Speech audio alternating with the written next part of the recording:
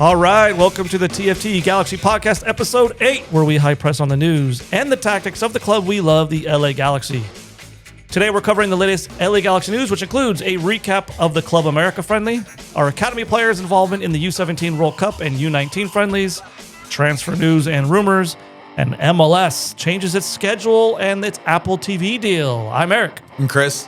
Let's get right into it. So we had a game. It was not a playoff game. Nope, it was not. In the middle of playoffs. We had a game against Club America, and last week we had our predictions, and we kind of said what was going to happen. And I heard on some other like news and another podcast I listened to, we were closer. I'm going to give us a little credit here. They were like, "Oh no, they're going to field second teams. They were pretty much what we said they were going to be." Well, number one, you were spot on. I was spot on with 2-2. You were spot on with 2-2. Not so much. I did say it would be 2-2 in the first half. Yep. And then we would we'd do a lot of defending. Which we didn't really do because they subbed in. I mean, the second half was just everyone just the whole game changed. Yeah. They had like number 282 was out there at one point or something. So it was kind of crazy. But first half, Galaxy fielded pretty much a very strong lineup. And I think Club America fielded a very strong lineup. I mean, they had St. Maxim in there. They had, what's his name? Dos Santos. They had Zendejas. Yeah. They fielded a pretty good first team as well. Some players were missing. I have on here, if you care to count, right? There was no Cerrillo, Zonka, Paintsel, Miller, Ramos, Royce, Nelson, Puig, and definitely no Fagundes, who is technically not on the team anymore, but they're in contract talks with. So it wasn't a full lineup, but let's take a look at the lineup, actually. I have it right here. Well, and with no Joseph Paintsel, he was gone because of international duty, but he had to actually pull out of that because of an injury. Yeah. Sadly. Yeah. So yeah, a couple of those are U19 players were gone. I don't know where Cerrillo was. I don't know where Zonka was. I have hopes of where Zonka was. Took the words right out of my mouth. Puig obviously hurt. I don't know where Nelson was. That was a bit of a weird omission because Nelson, we won our Ironman. You just expect him to be involved at some level. And Fagundes, we were kind of wondering if Fagundes was going to be around. Technically, he's under contract through December, but they didn't call him in. So here's our lineup. Pretty strong lineup. I mean, this is besides Parente. That's pretty much what we saw a lot of the year. Yeah, you're missing. Parente probably wouldn't be in there. No. And you're definitely missing Paintsel. But that's pretty much a first team lineup right there. It's as strong as you can get. Realistically, with that lineup, if you take Cuevas out of there and you put Paintsel in, and then Parente for Fagundes, that's pretty much how he played a lot of the beginning of the year. Right. So Cerrillo for Sanabria, but Sanabria had good minutes. Yeah, so pretty good game. 2-2 final in the end. Both goals were scored in the first half. Really a tale of two halves, right? The first half was pretty good, back and forth, chances. And then it started to rain pretty hard towards the end of the first half. And then the subs in the second half, eventually, I don't know, lightning strike somewhere, and they just ended the game in the 87th minute, which was kind of sad because some players had they just came on. It's all right, I get my 10 minutes, No, you don't. Lightning. So 13th minute, Club America scores a goal. Did you catch the highlights of the game? I didn't go to the game. I don't think you went to the game. No, I did not. I watched the second half because from where I was, the time change kind of lined up pretty well. So I watched the second half, went back, watched highlights of the first half. Okay. So first half, we give up a 13th minute goal in a little concerning way because we've seen this over the last year. Parente give us the ball away very poorly in the buildup, in our defending third. It becomes a 3-on-2, and they score. So, not much that you can do. I watched the play so many times. Obviously, Parente's fault. However, if you rewatch that play, I was not very happy with Garces as well. Garces has an opportunity to get back and become part of the play, and he just never does.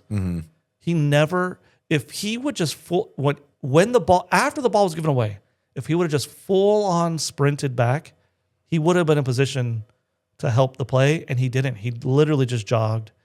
I know it's nitpicky because, I mean, I rewatched it 7 times, but it's bad.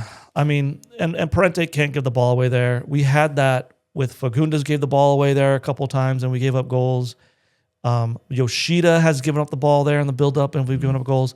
Mitrovic has given the ball up there, and we've given up goals. So everyone's had their time, and it's kind of this theme, right? Like Club America high pressed us, and we still stick to our guns and try to build all the back, which I guess I get, because if that's how you're going to play, that's how you're going to play. But also, maybe not. Maybe not when you're being high pressed. Maybe it's okay to play the long ball. I don't know. I have lots of thoughts, and I just don't agree. Is it worth us to build out of the back if we're going to give up a goal every other game building out of the back? And I would argue no. Now, of course, it's Parente, and he will not be on the field come the next season, at least as a starter. So maybe that solves itself, you can argue, but still. But we answer back pretty quick. 20th minute, Galaxy get a goal on a counterattack. It went from Peck to you-know-who, Mr. Mauricio Cuevas, to Ramirez, who scores. And that's pretty interesting because we've been singing the praises of Cuevas for quite a while. He gets an assist. Christian Ramirez, who couldn't get a minute in the first 45 minutes of him returning to the team in a starting role, scores a goal. He's definitely starting to give back with that new contract they just gave him. So there you go. Yeah, I know it's a friendly, but first game after the new contract and he gets a goal. Awesome. The one pass that I was pretty in awe about was not the Cuevas pass that led to the goal. It was the Peck pass that sprung Cuevas. That ball was picture perfect in there. Cuevas did what he has been doing all year. Cuevas' crossing is top tier. Yeah. For MLS, it's absolutely top tier. It was a great cross. Ramirez scores, which, I mean, he does his job. He scores a goal in the game. That's his job. He did look, and I can kind of see the eye test in terms of he's not very speedy, and there were times where they were trying to like play him through a gap or something, and I mean, it was like tortoise in the hair. I mean, he was never going to get there unless their center back decided to take a break. And that's exactly the opposite of Christian Ramirez's game. Christian Ramirez's game is exactly how he scored his goal. I mean, that certainly doesn't. Does that fall into our system? So Pooch comes back. I guess he could just stay up high and stay in the middle. And again, Ricky coming back. We said it earlier. Ricky coming back does a lot of things for a lot of different people because so much attention goes to him.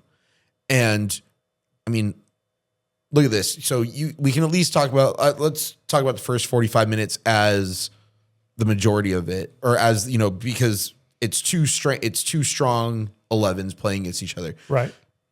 This is exactly why Christian Ramirez was signed at the beginning of the year. It was, let's get the ball out wide, which we really like to do with the two wingers, Peck and Paintsel, right? And just start putting balls into the middle, and Christian Ramirez can just. The funny thing is, though, Vanny's system inverts those wingers, and they're not really going to the end line and crossing. They're usually cutting in. I don't know. I mean, time will tell. We'll see. He does his job in this game, and he can't do much more than score goals. I mean, if that's his job, that's his job. Yeah. He's doing it. 40th minute, Club America scores a goal. It starts with a corner kick. So does this all sound familiar? We give up a goal in the 13th minute in the build-up, and then in the 40th minute, it's because we give up a corner kick. We have 2 chances to clear our lines, to get rid of the ball. We fail both times. It eventually falls to them, and they bury it. I mean, those 2 situations are pretty much 75% of the goals we've given up in the last couple games down the stretch, where we gave the ball away and got countered, or a set piece goal. We couldn't clear our lines. I mean, the last 2 games I think we did, where we looked at these plays, it was 2 set pieces that we cleared poorly, fell to somebody, they finished. And it happens again here. Yeah, these 2 goals allowed these are pretty much par for the course for this year. But I mean, it's a little concerning because, well, or not, I don't know. Maybe it's good. Maybe it points the direction the team needs to move in a very obvious way. Vanny needs to improve our set pieces. He needs to improve the build up. Hopefully he will. Well, we bounce back pretty quick. 2 minutes later, in the 42nd minute, Peck scores. It's Aude to Cuevas again to Peck, who buries it this time. Peck had a chance in right when the game started, 2nd minute or something. Almost same thing. He's back post, ball comes in, and he full volley. He hits row double Z. It's not even close. And I was like, halfway up man. the berm. And then this time he finishes. I thought Peck played again. Peck scored. Okay. I thought he could have played better, though. He wasn't great again. He did score. He was at fault on the Club America goal a little bit. Okay. He was on the wrong side. He fakes an injury in his own box. So he's down on the ground holding his ankle when the ball goes in, which I hate trying to get those fouls like that, especially in your own box. Mm-hmm. I don't think he played great. But he scored, so I mean that kind of makes up for it. It wasn't terrible; it just wasn't great. It's a little concerning to me. That's all. Are you concerned at all about Peck? Going into next year, are you concerned with his abilities, his finishing, or do you think it's just gonna kind of naturally turn around when we get a stronger team? I think, again, a lot of pressure comes off of him when Ricky's on the field. But I think if I'm looking at it, I think the only thing Gabriel Peck needs to do, if I was in Vanny's shoes, is you got to become a more clinical finisher. He has to. That's it. He has to. And then maybe using his right foot to cross a little more, because now if we see that Christian Ramirez is going to be that big goal poacher. Well, maybe. I mean, maybe they go get somebody. Maybe Nacimiento returns. We're going to get to that in a minute, because so that's the first half, and it was back and forth. It was a pretty good game, pretty high level actually. And then halftime comes. Did you catch halftime? They had Will Kuntz on at halftime. Okay, Galaxy president, and he talks about a couple things. First, he talks about Sanabria, and what they expect of Sanabria this year. They're pretty high on Sanabria, which I think I am too. Okay. He came in late, didn't really get a preseason, played a game, I think, maybe 2, broke his collarbone. I don't know, what is that, 4 to 6 weeks? I'm not sure how long he was out. Yeah. Comes back into now it's a real bad situation, right? So it's a bad situation. And then he gets hurt again, I think. A muscular injury this time. So he's out again. And it was just kind of like, man, he came in late. It's his first year, different language, different team. He's getting hurt. I expect Sanabria to be pretty good next year, but we'll see. We certainly need him to be good next year. If he doesn't have a good year, we definitely need more from him. Because Surreal is going to get his cards. He's going to get. He'll be out. Surreal's already out. He's already out for King of Blood. Winder's new. Yeah. Parente, if that's who you're going with, we certainly need Sanabria to have a good year. Mm-hmm. He talked a bit about the new MLS schedule, which we'll get into a little bit later in the show. But here is the question they asked him. And this is a little bit alarming to me. So they asked him, who asked him? What's his name? Our commentator guy, our main guy, Joe Patino? Joe Tatino? Joe Tatino. Tatino. That's what I meant. He asked him point blank, how many starters can we expect the Galaxy to bring in this transfer season? 3, 4, 5? What kind of transfer are we looking at doing? And a bit alarming, Will Kuntz replies something to the effect of, I wouldn't say we're going after starters per se, more like we're going after competitive players. So he really kind of dodged the question, which to me seems like Galaxy are staying pat. They're not looking to do much except add depth. But when you're as bad as we were, is adding depth enough? I mean, you got some glaring weaknesses that need to be addressed. It would have made me feel a lot better if you said, well, we need a center back, so we're going to go get a center back. Like we're looking to do center back. Or, which was very obvious in this game, we're very thin at the forward position. They had one forward on the entire roster, Christian Ramirez, for this game. Okay? One forward. Surreal was not there, but he's not a forward. Zonka's not a forward. Paintsel, you can argue, can play forward. Miller's not a forward. Ramos not a forward. Ruiz is not a forward. Nelson's not a forward. Puig is not a forward. So where's the forward coming from? So it would have made me feel a lot better if Will Kuntz would have said, well, we're very thin at the forward and center back position, and we're going to go in the market and we're going to look to make some moves in those situations, in those positions. But he didn't. He kind of shied away from the answer, which I wasn't too happy about. But I hate times like these. It is like, I guess it's kind of like over-promise and under-deliver, or under-promise and over-deliver. That's what it should be. Okay, well, that's what he did. So maybe fair enough. If he's trying to say, I hope so. If he's trying to say, if he's being honest, and he's saying, well, we ain't bringing in nobody. Will, if you don't bring in anybody, your team is going to be in the same exact spot as it was last year. So second half starts. I'm not going to get into the second half too much because there wasn't much to do. My takeaways for this game are pretty much the takeaways I have for almost every game I watch. Cuevas played really well, and I am concerned that he will not be an LA Galaxy player come the new season. I really am. I mean, I don't know. Because you know who didn't have a great game? Mickey Yamane. Did not have a great game, in my opinion.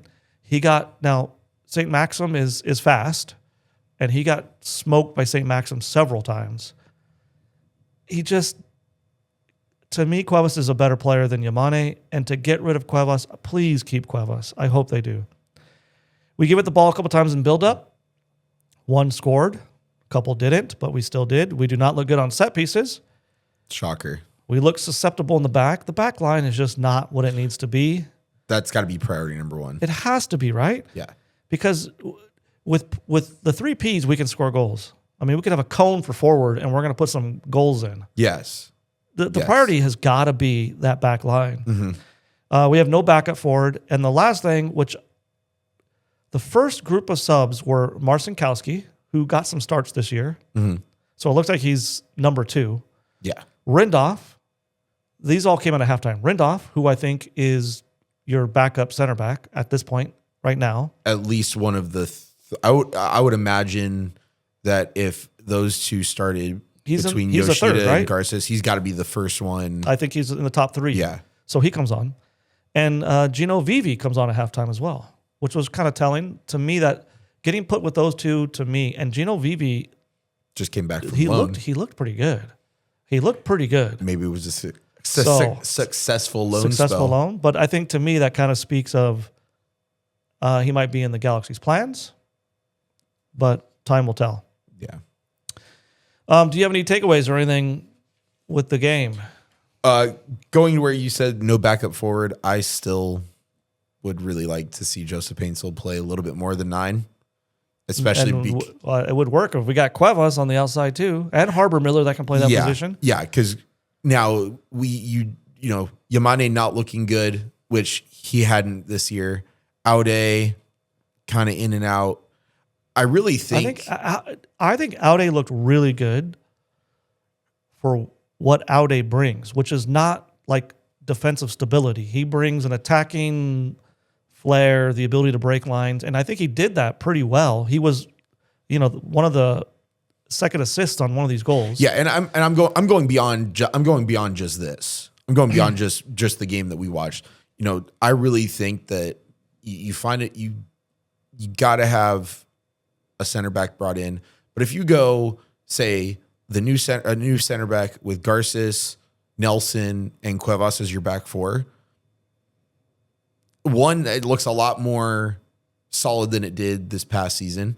And number two, you have a good balance of people who can move forward and people who give you the defensive stability. A lot depends on if you bring a center back in my opinion, because one of my takeaways is how bad we are in set pieces. And I think that speaks to the fact that we are just so bad in the air. Mm-hmm.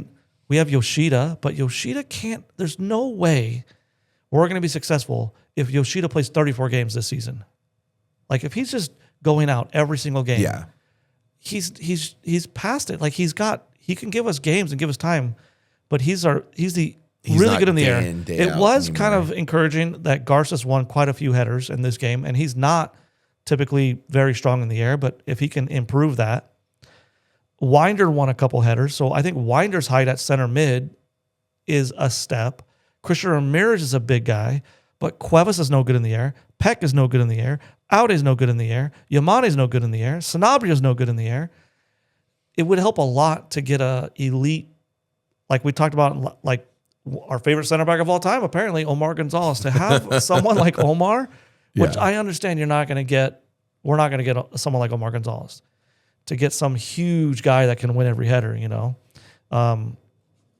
but it would go a long way, I think, because we are really bad at set pieces. And now we don't have Barry to sub in late, who was decent at set pieces. So now that's gone. Yeah. So I'm with you. Yeah. But I think we can both agree that if looking at everything, looking at all the money, looking at all the things, you get to the point where, okay, say on December 1st, you have to make a decision. You have enough money to sign one player. It has to be a center back. Has to be center back. Because I agree with you. If we started with just Christian Ramirez and then Paintsel being able to play there as well, you could make it work. Mm-hmm. We cannot go into the season with the same defense. No. It's just, we got shredded. We gave up the most goals Galaxy have ever given up in a single season. That's not just, you can't tack on another year and expect some different thing to happen. It's not going to happen. No. Surreal's coming back. He's your 6. So that's not changing, right? So the guy in front of you that's shielding you is not moving. You're adding Pooj, who is not going to save your defense. No, and again, I know. We can do a lot of. We can do. Well, no, we can win 5-4 every game because we got Pooj. That's not what I was going to say. Now you have Elijah Winder who showed later in the year that he can go up and back. And maybe there's your Elijah Winder too in this game played a little bit of that false 9, tried to get forward a little bit. Yeah. In spurts, so he was still being asked to do a lot more offensive responsibilities. Mm-hmm. So that's, I don't know. Elijah Winder could be good. Yeah. We'll see. But I just really hope we don't bank on, Sanabria should have a better year and Winder should have a better year. So we should just stay pat and we're going to have Garces and Yoshida as our center backs. Yeah. That's a problem because Garces misses games due to yellow card accumulation and injuries. He gets injured every year. Yoshida's older. So then you bring Rindolph in. Rindolph is younger, unproven. He's not like an elite center back. And then what? And then Zonka? I don't know. Zonka's not even there. I'm with you. All right. So, that's our last game of 2025. The next news from Galaxy is going to be December. We have contracts run out. You might hear Fagundo's news. Mm-hmm. You might hear news from other teams. We have a few. We have a few here, a few rumors and stuff. Talk about. All right, so let's transfer. Let's move over to just general Galaxy news. We've been talking about the U17 World Cup. Well, it came to an end. We lost to Morocco for the 3rd straight tournament. How was that? At some level, That's crazy. we've gone out to Morocco in 3 straight. So we get the lead, and then we give up a goal in the 90th plus minute. Was this the Galaxy? Yeah, exactly. And then we lose in shootouts, and we missed a PK in the game. Not saved. Like we didn't. That's the worst. We didn't even hit the target. The worst. Defender Enrique Martinez started and went the full 90, so that's encouraging. Very. He's a center back. And Mateo Sakaris got a red card against Czech Republic, so Naughty he wasn't boy. even there. Wasn't even playing naughty boy. Maybe it would have went different.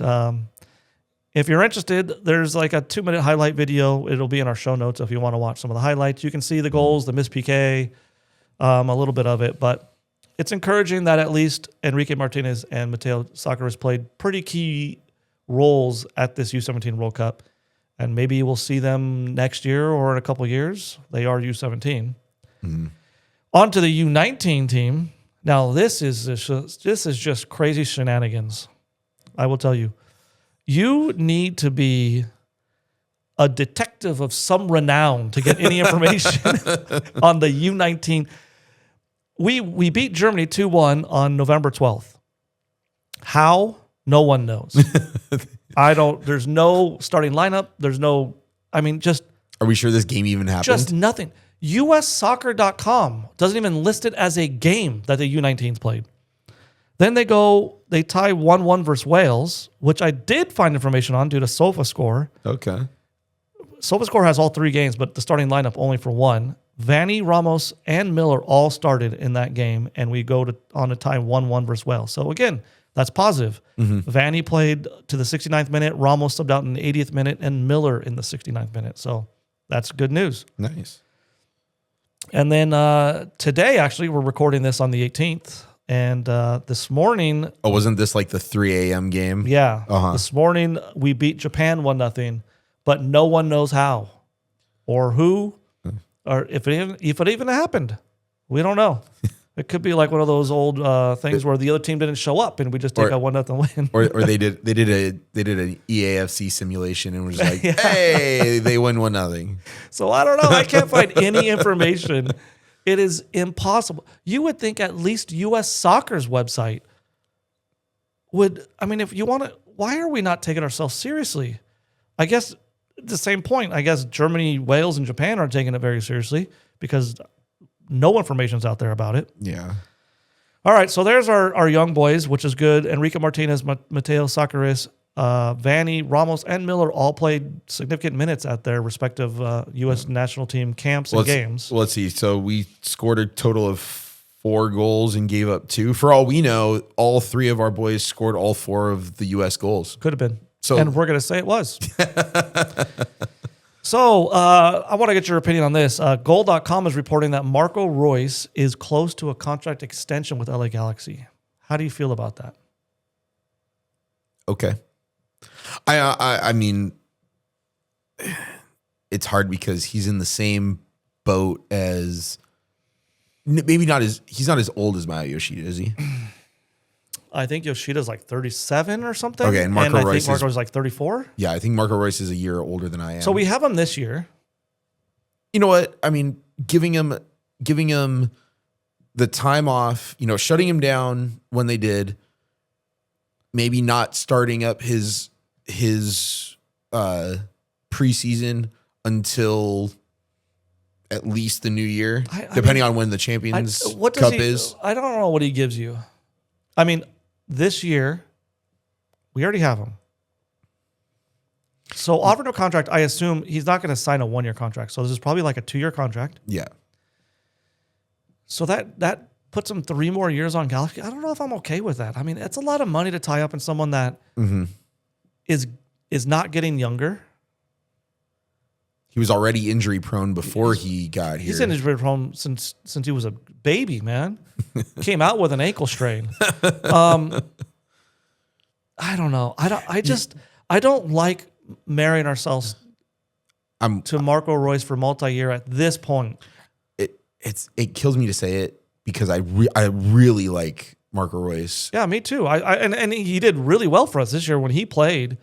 If he would have, Look at that LAFC game. yeah, I mean, he did really well this year. And I think you're looking at that as that's what he can give you. Right, And if but- you can get those. But those are diminishing, right? Those are going to naturally diminish over time. Yeah, you're not going to get as many of them. No. And it's going to be. And what are you going to get? Let's be hopeful and say Pooj is healthy. Mhm. Royce sits, right? Because it's going to be really difficult to put Pooj and Royce on the field at the same time.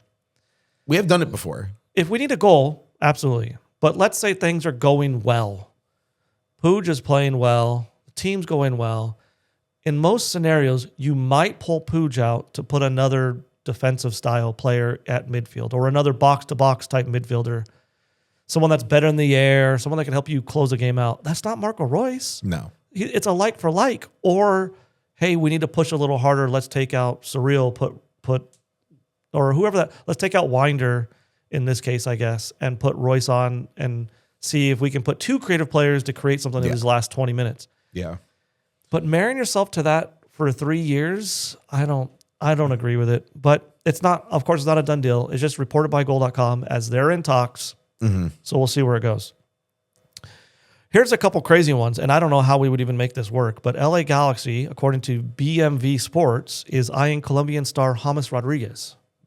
He's a forward, or was a forward at one point. Is he a forward? More of a number 10.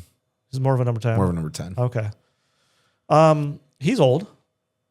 He's older for sure, right? Like he is. I looked at his stats. Probably around the same age as Marco Royce. Yeah, older. So, I mean, it could be possible, right? Because he probably wouldn't be a DP. He can come in as a TAM player or around that salary, maybe that Fagundes came in. Maybe you replace Fagundes with James Rodriguez, but I'm not a fan of this move either. Are you? No. Okay. No, there's been too many things going on in the career of James Rodriguez that have just kind of right. been weird. He didn't do well at a couple places. Like he's been a few places, and it got to the point where they looked, and I can't remember which one it was, but they literally looked at his contract, however many games in, and was just like, yeah, we're cutting this. Yeah. So that's interesting. Here's a move I would like, although here's a move I don't know how we can do. Total Galaxy on Instagram is rumoring that the LA Galaxy are eyeing U.S. men's national team player Alex Zendejas, who we just played against Club America. He had 5 goals, 3 assists, and 14 matches for Club America. He had a banger of a goal for the U.S. men's national team just last international window. I think he's a stellar player. I don't even know how we would make that work. I imagine he would have to be a DP. And if he's a DP, that means Peck is gone. I don't see Paintsel leaving. Yeah, that's something I've seen the hot take around a couple different platforms saying you need to move Peck. I think there's a group of fans that want to move Peck. He didn't have a great year. He's got a little bit of an attitude. But I mean, he's going to be good when Pooj comes back. He's going to be good. The problem is, do we need him or do we need somebody else is really the question. It's a tough question, It is. right? Because you could put Harbor Miller, Cuevas in Peck's spot, and it wouldn't be Peck, but it wouldn't be bad, and then invest at that center mid position and solidify your midfield a little bit and give yourself a box-to-box midfielder like Zendejas who can finish, do some of the running and dirty work behind Pooj, but in front of Surreal. It makes a lot of sense. It's tough. It's always tough when you talk about this because, I mean, these people are real people. So, Yeah. I mean, I do like Peck, but sometimes it's a business as well. And sometimes you have to look and say, do we need 2 elite wingers or do we need to, I don't know, sell him and get Harry Maguire and his giant forehead in our back line? I know what I would go for. Harry Maguire is going to cost $100 million, but that's a lot. That's pretty interesting coming from you. I would take Harry Maguire. Well, he's a castaway. He's not anymore, but I mean, You guys didn't like it at one point, so I feel like we kind of have a thing, you know? Are you kidding? He's gonna come on. He's gonna come on 7 more times before Christmas and score the game-winning goal. I know. It would have been nice if Galaxy would have pulled the trigger when he was on the outs and getting no time. And sometimes he wasn't even in the 18. I know. Oh, man. We should have made that phone call and got that beast of a man over here. Anyways, so we'll see. Alex and Dejas rumored. It's not exactly a strong rumor at this point. I don't see like goal.com or anything. But now when it comes to transfers, I've learned this from many years watching Manchester United just wait for so long to do any business, and they'll do it with like 3 days left, and it's like awesome. They have no preseason. So what I've started to do, but then I've also seen, and you as an Arsenal fan have seen so many different rumors about like, oh, this guy is close, and we both realized. I'm not going to say a word until it goes boom, rubber stamped. It's official. Especially with Arsenal and United, it is just a ploy that they do to gain leverage in another situation. Yeah, they're like, oh well, Arsenal's talking to us, and Arsenal's like, no, we're not. Yeah, but just saying it, so you don't know. You don't know till you know, I guess. Until it's finalized, I always just. I look at it and go, oh, interesting. It's interesting. And then we'll keep our eyes on it and see if anything pops up. 2 more players. Walker Zimmerman is out at Nashville. We've talked about him a little bit. Bringing him in. I said no.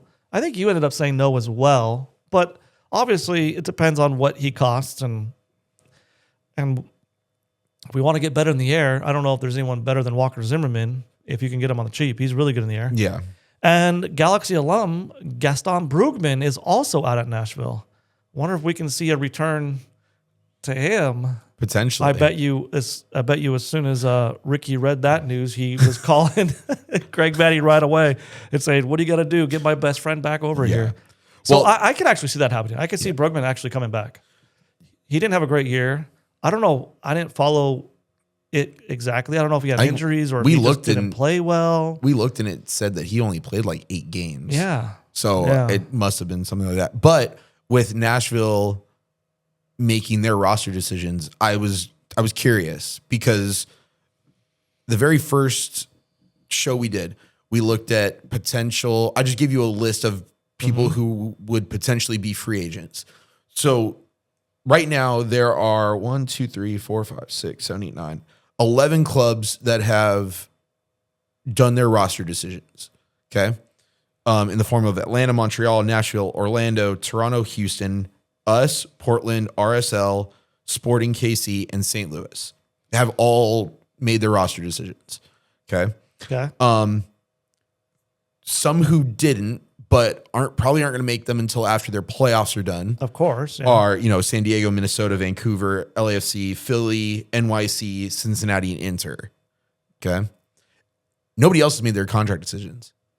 So I looked at that. I looked at the list that the MLS Players Association put out, and I looked at only teams that had not made roster decisions and are not in the playoffs. You want to know some players that are still potentially available? Forwards. We just said we need a couple forwards. Okay. Or at least one. Christian Benteke still potentially available.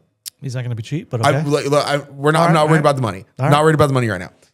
And the one I would go for is Joseph Martinez, still potentially available. Well, Joseph Martinez, there's been a lot of talk about him. He is a big fan of Tata Martino, who is now back in Atlanta as the coach. So lots of rumors saying it could be a grand he old flew reunion. to Atlanta the second Tata got that position. But anyway, I could see that happening, but okay. Yeah. We did speak about the potential of shoring up the midfield. Mark Anthony Kaye is still potentially available. Okay. We did talk about a Galaxy reunion with Gaston Brugman, another Galaxy reunion with Sebastian Lletget. Sebastian Lletget's contract up? Yes, it is. Well, the only thing that's waiting that he's waiting for is New England making a decision about if they're going to pick up his option. All right. And then, we need a center back. So why not go with the greatest center back in LA Galaxy history, in our opinion, because Omar Gonzalez does not have an option picked up yet by Chicago. Well, The best reunion of all time. He's not. He's not the Omar Gonzalez I voted for. Guess what? I understand, but I found it interesting, and I was like, "Oh, this would be perfect." I mean, you never know. You never know. No. But from that list, I don't know. Yeah, I know. I just found it interesting. I do think Gaston Brugman makes a lot of sense to come back because he can give minutes as a sub in that 8 role, even that 6 role if we need him to. Mm-hmm. But again, I don't know what's going on with his career. Is he hurt? Was he hurt all last year? I have no idea. Yeah, but so we're still waiting for a good amount of teams to make decisions on player options. And again, the 8 that are still playing right now. Well, I think you're going to see some movement by December domestically, but I don't know if you're going to hear anything from the Galaxy until, I don't know. No, January, February. It'll just that be January interesting. transfer window. Yeah. It'll be interesting to see who gets picked up. To be honest, I don't expect the Galaxy to do much. I think they stay pat. I think they're hoping on Pooj. I think they're going to try to shore up the center back position in some way, shape, or form. Mm-hmm. I hope that means they're going to buy out Zonka because his contract is like $800,000 or something. Plus the money you get from people that have left, you could get a decent center back. Yeah. That's what I hope they do, but who knows? Mm-hmm. In other news, Galaxy news, Jovan Karofsky, who was, I think, the what was he for Galaxy? Like technical director, I think, for Galaxy Something for many like that, years. yeah. Then he went to Milan, and Siempre Milan is reporting that Jovan Karofsky is set to leave Milan, and that's another reunion I could see happening. He played for Galaxy. Mm-hmm. He was on the technical staff for Galaxy. I could see him returning to the Galaxy in some shape or form in terms of maybe the academies or Ventura or as a technical director. Was he also, along with a technical director spot, was he also doing Will Kuntz's job? Like president of some? I think he was at one point, actually. Okay. I don't think formally. I think Got it. because he played at so many leagues, he had good contacts. Mm-hmm. So we had contacts throughout Europe, and I think some of the players we brought in, like Zlatan, I think was a big. I think Karofsky is credited with a lot of the legwork with the Zlatan deal. Mm-hmm. And then lo and behold, Zlatan goes to Milan, and that's where Karofsky's at now. So I don't think he was formally, but he was involved. He was in that team, and he helped a lot. Okay. in that. But so maybe we see Jovan Karofsky coming back. I could see that happening as well. And that's basically all the Galaxy news we got for you. The game and some very light rumors and some academy news, and that's about it, except for the bomb that MLS dropped, which is not directly related to the Galaxy, but is going to affect the Galaxy. Which bomb are you going to talk about first? Well, I mean, so there's a MLS calendar shift, and are you talking about the Apple TV deals? Yes. Okay. Well, I don't see the Apple TV deal. It's not going to affect the Galaxy directly per se. So let's talk about the Apple TV deal real quick. So in the last, it's been 3 years. 3 years, Apple has had MLS Season Pass, which is what, like $140 a year or something. Mm-hmm. Season ticket holders all got a free subscription we got a free to it. subscription. And it was kind of behind this paywall. They did do like 1 or 2 free games every weekend. Mm-hmm. And they did some nationally televised games on like Fox and stuff. But basically it was behind a paywall. So Apple and MLS have come to a mutual agreement, I guess. It sounds like it's really beneficial for MLS where they're going to remove that paywall and all MLS games will be on Apple TV. All you need is an Apple TV subscription, just the base subscription. So you can watch yourself some Ted Lasso and the MLS season, the greatest show. Well, at least definitely one of the greatest shows on TV in the last 10 years. Ted Lasso, get yourself that subscription, and you can watch all the Apple TV stuff and watch all the MLS games. And So does this mean that that's the MLS quote unquote TV deal? So Is that? I mean, that's what this sounds like. this is weird. So they had a 10-year deal originally. Mm-hmm. This is year 6 or something. No, Okay. 4. Sorry, 4. And they re-upped through 6. So they literally, Apple and MLS have decided to shorten the terms of the agreement. That sounds bad when you hear it that way. Like, wow, something must have went wrong. But no, I don't think so. It's reading these articles. Apple's going to pay MLS more money over the next 2 years to have the service in this way. So MLS is going to net profit from the removal of this paywall, which to me seems like Apple is banking on MLS.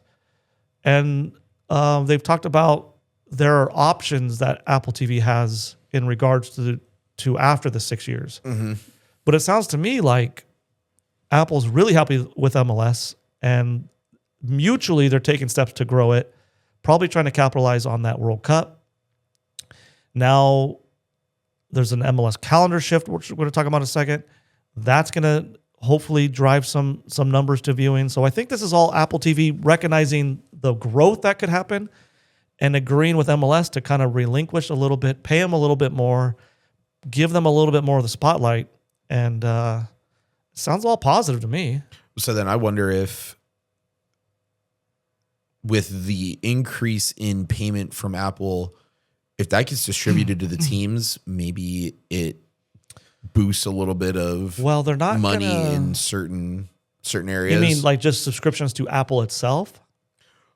Well, I would imagine that Apple paid the MLS a lump sum. Yeah, per year. Yeah. So per year. And then I'm guessing some of that gets distributed from MLS down into the teams. Like TV rights deals for Something the MLS like that. teams. Yeah, so that's what I'm saying. If this is the TV deal and Apple has the rights to it, depending on what that number is, I wonder if we see some money trickle down into the teams, which then could potentially boost. Okay, so certain to things. that point, there's kind of 3 dominoes here, which MLS is kind of working on. The first is getting a better media rights deal, which it sounds like this is a positive direction.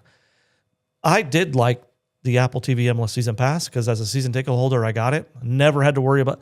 I hated like 5-6 years ago. Galaxy games blacked out. You couldn't do anything. Got to use a VPN to get through something to watch it.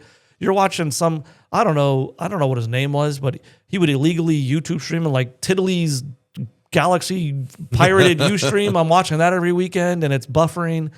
So I thought this was really great for the last couple of years, but I could see how viewership would have went down because you got to buy this huge season pass and you're not people aren't just going to flip a channel and see an MLS game, which is what you really want. Yes. So removing that is great. That's the first domino. Second domino is shifting the MLS calendar. MLS is going to shift its calendar to fall in line with Europe and most of the world. Mm-hmm. And they're going to go, July to like May. So they're cutting out some of those summer months. And they're going to, you know what? And because they're starting in that late July period, it means that we can actually take a winter break. Yeah, they're taking a winter break. So the main concern that everyone's been talking about, because this has been coming for a long time, the main concern is the winter in Minnesota, Toronto, Montreal. Like, what are you going to do?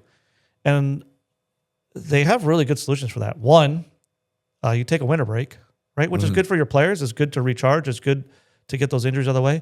And 2, they mentioned not scheduling games in those markets during those cold times. Yeah. Having Toronto play 3 or 4 games on the road during those cold months. It happens. I mean, Galaxy will go on a stretch of 3 games away. Yeah. And you kind of stay out of those cold markets and you take a winter break, you stay out of the cold markets and everything's good. Which I think is fantastic. I think it's a great solution. But here's what it does big time for MLS is it aligns our transfer windows with the rest of Europe. And that is enormous, right? Yes. We just talked about this, right? We talked about this, I think it was last episode where I said, do you stay pat and try to do something in July and make that playoff push. Because the reason you're doing things in July in MLS is because that's when the European markets are open, and you're getting these players like LAFC got Son. You're getting these marquee players this late in the season, and now that it's aligned, you can get those players before you start your season. Yes. Which is amazing. And they still get their break, right? You don't sign Marco Royce and say, get your butt over here after a career and getting no time off, and now you're a little older. Now you're not getting a break. Come straight over here. If you sign Marco Royce now, if you go back 2 years and we were aligned, he would still get his vacation. He would still, and then he would show up to preseason, be with the team the entire time. Yeah. It's such a positive. And you have to think the other way too. Now players, MLS is selling marquee players in July. Yeah. That is insane. To Minnesota, I forget the guy's name. They sold one of their marquee players in July. They were in first place, and they sold their marquee player in July. Middle of the year. And then someone came in for their second marquee player and offered them like, I don't know what it was, like $8 million. It was almost something they couldn't turn down. And you know what? They turned it down because they had to, because they have playoffs engaged and they can't decimate the whole team. So now it allows teams, when that guy has a good game, when that guy has a good year, to sell him at the appropriate time to Europe. Yeah. And now you're getting the benefits of selling him with the time to rebuild, the time to reinvest that money. I think it's going to make it. So that's the second domino. The third domino is salary cap. And what are they going to do? And I don't know. They talk about it. They talk about that being the next thing they need to talk about and the next thing they need to do. But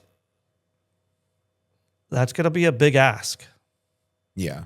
It's going to be a big ask. I think a lot depends on how the rest of this goes. Does removing MLS from the paywall help? Yes. How much does it help? I don't know. Does aligning our calendar make an immediate impact? It also means that in May, when we're doing MLS Cup playoffs, you're not going against NFL. Super Bowl's over, and World Series is over. You're not competing with those.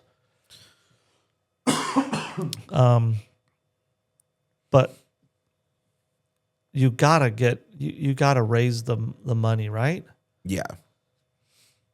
You have to. I don't know what they're gonna do. I think you're gonna see a lot of news after this. I imagine they're gonna be trying to bank on the World Cup and using that momentum into MLS, and then maybe we see some moves on the salary. Yeah. What would you like them to see in the salary? Number one, fewer restrictions. That's not going to happen, right? I don't see that happening. I don't. Let's say this. I don't see them just going, okay, we're removing all restrictions. I would just like fewer. How? I would like it to be more. I would like it to be easier to understand. Okay. Let's say this. Let me give you a hypothetical. Okay. Raise the salary cap by $2 million, Okay. or add a fourth DP. What one would you go for? Ooh.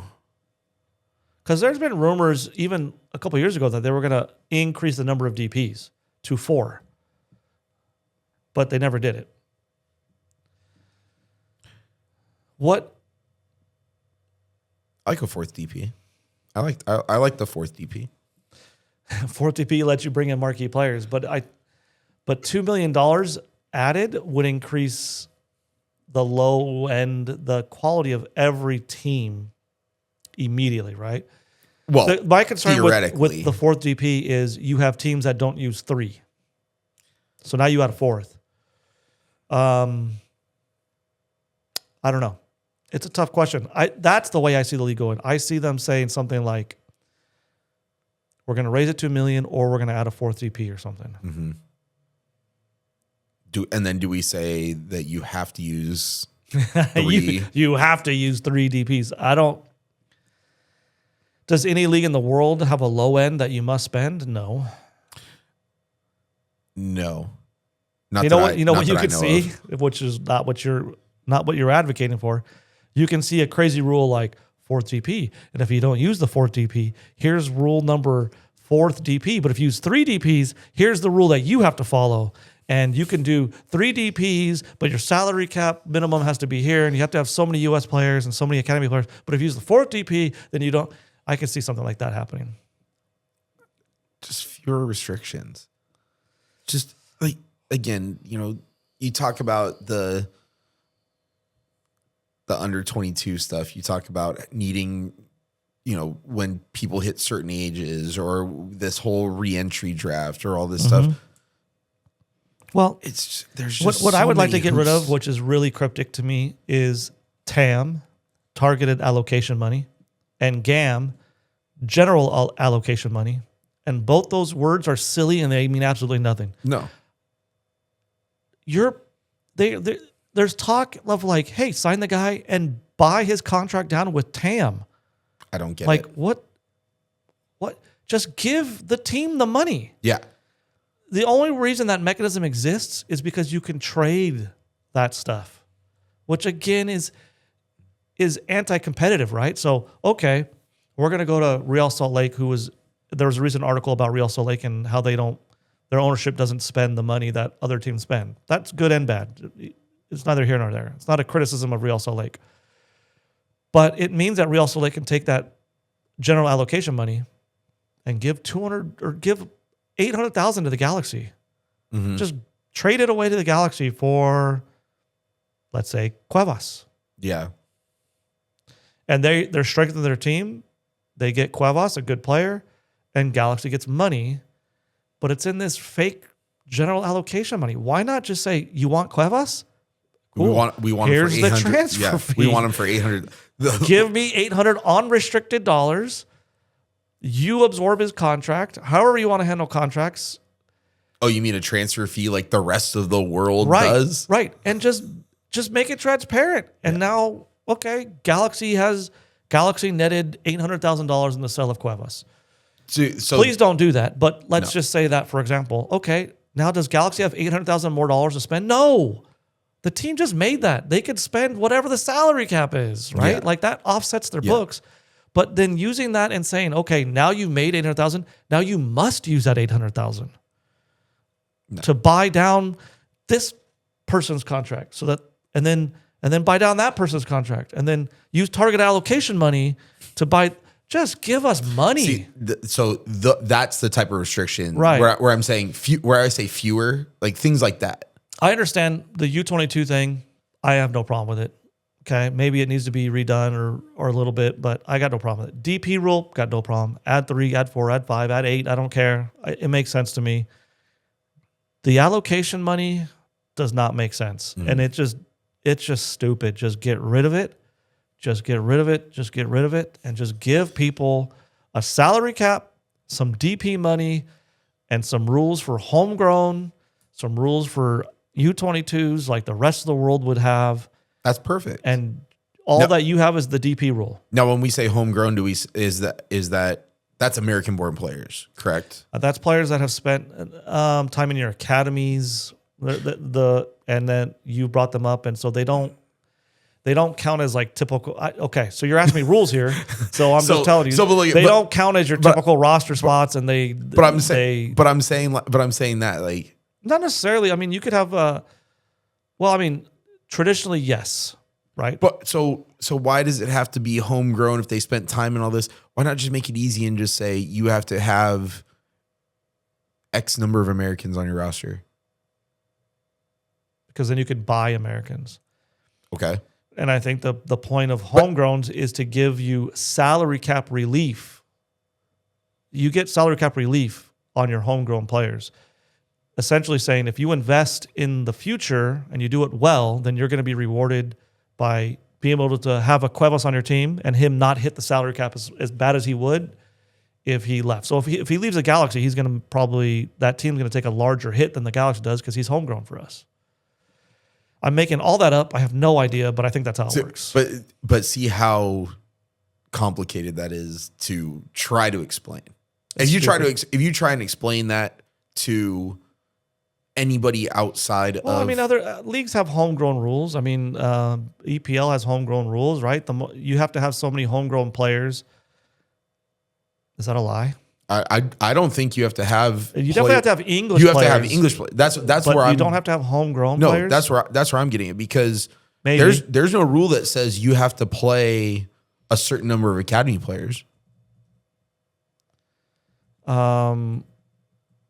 Let's see. Do EPL teams have to have homegrown players? Let's see what it says here. It says, yes, Premier League teams must have at least 8 homegrown players in their 25-man squad list for players aged 21 and over. So what I don't even know what constitutes that a means. homegrown player, though? Just English nationality, or So what it says, out of a 25-man roster in the EPL, a maximum of 17 players can be non-homegrown. which means they are not English or not academy prospects. Not academy prospects. I don't know what it means to be homegrown in England because they sign kids at 14 and stuff, and I think that would make them homegrown. Okay. I know for a fact that Arsenal has like signed players away from like Crystal Palace, let's say, at like 16.